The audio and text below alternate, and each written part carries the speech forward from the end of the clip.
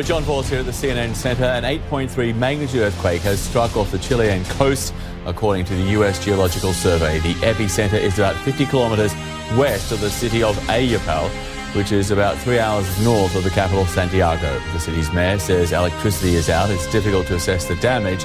Hospitals are moving patients outdoors into the streets, and the mayor says he can see damaged homes, and he describes the situation as total chaos and fear.